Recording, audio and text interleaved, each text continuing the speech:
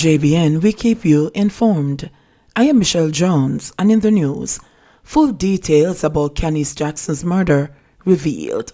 Please remember to subscribe, like, share, leave us a comment, and click the notification bell to receive our daily news items. 50-year-old mechanic Mvrder Fowler of Portmore St. Catherine has been charged with the murder of 20-year-old accounting clerk Khanice Jackson. Listen as Deputy Commissioner of Police Fitz Bailey, in charge of crime and security, addressed the media this evening. On Tuesday, March 30, 2021, Mr. Mvrder Fowler, 50 years old, mechanic of a Portmore address and employed to Bowler's Motoring World, was charged with the murder of Khanice Jackson, accounts clerk of a St. Catherine address and formerly employed to Polyfoods Limited located in Crossroads. The circumstances which led to the arrest and charge of Mvrder Fowler is that on Wednesday the 24th of March 2021, Miss Khanice Jackson, aged 20 years old, left her residence in Portmore, St. Catherine at 7 a.m. for work. She did not turn up for work, and efforts to contact her were unsuccessful. A report was made to the police, that's the Caymanas Police, at 8 p.m. that same day. As a result of the report, investigation into a missing person commenced and the appropriate protocol were established. On Friday, the 26th of March 2021, the body of a female was discovered at the Whole Fishing Village in Portmore, St. Catherine, that is in the vicinity of the Dyke Road. The body was later identified as Khanice Jackson, who was reported missing. Investigation led the police to Crossroads, where Mr. Fowler was taken into custody. After further investigation and interview, the police was able to recover a number of physical items, including a handbag suspected to be that of Miss Jackson, as well as a banking card and other physical evidence. The accused also gave a caution statement that was recorded in the presence of his attorney. It is to be noted that based on investigation, the victim was killed between 7 a.m. and 9 a.m. in the morning that she left for work. After the postmortem result, it will be determined if additional charges will be preferred against the accused.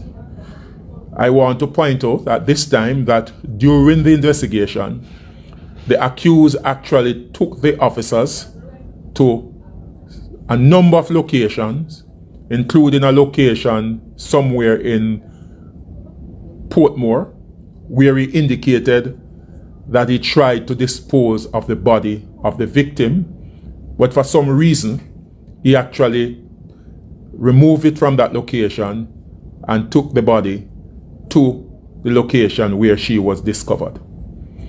He also took the police to an address in Crossroads where he claimed that certain items of clothing were disposed of. When the police went and searched, it was not discovered, as we believe that it could have been taken by the garbage collectors. Investigation continues. I also want to point out that a piece of garment, a shamai to be specific, was also discovered, which is very critical to the investigation.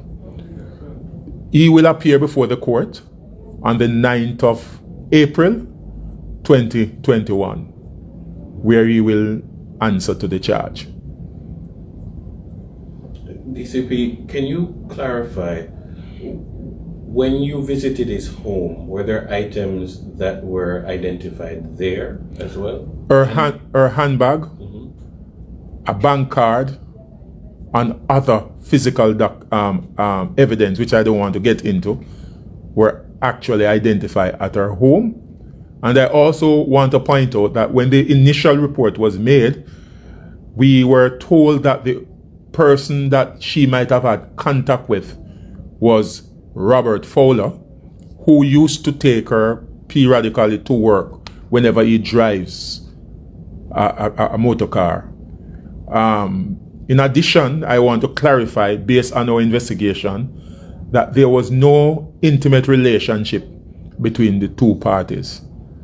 Our understanding that it was just a pure platonic relationship that existed.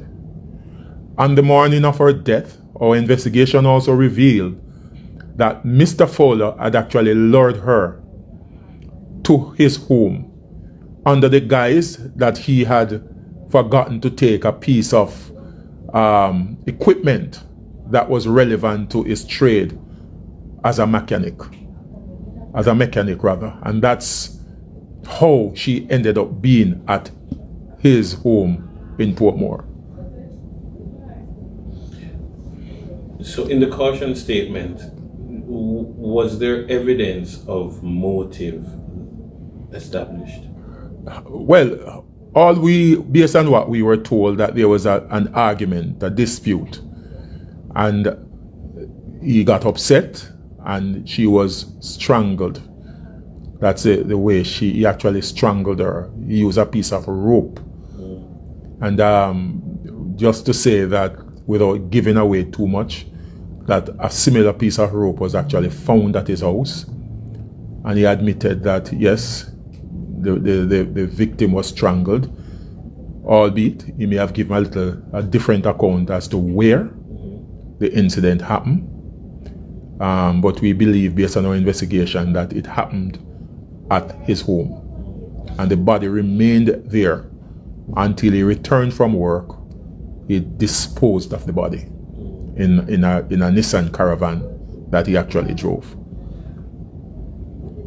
In relation to the quality of the investigation and the prospect of more charges, when are we likely to hear of whether or not more charges are to come? As soon as the post-mortem result is received, that will determine, in terms of whether additional charges will be preferred. As I can say without any conclusive evidence, we suspect that she was assaulted, by the accused. Sexually assaulted by the accused. We are also looking at, the whole issue of this phone will be interrogated to see what we can get from that phone to support our investigation. And we believe that we will get critical information and coordinates to assist us. All right, thank you. And I must commend the officers for the swiftness in terms of bringing the matter to a conclusion. I know that they spent several hours. Despite the view that is held, I think the officers responded well to have brought us to the conclusion that we receive. And I will say that we will ensure that an airtight case is presented with a level of dispatch and urgency. This is one case. The outstanding materials will be supplied within short order. We are paying special attention to this one, and we have to, whatever we need to fast track will be fast tracked so that justice can be served. We believe that our women must be protected, and as a law enforcement body, we will have to do what is necessary to send the right signal, and we have no doubt that the criminal justice system will also send the right signal that we do not tolerate assault on women and as a matter of fact, assault on anyone. And when we brutally murder our people, the law must send the right message, and the system must send the right message. JBN, we keep you informed.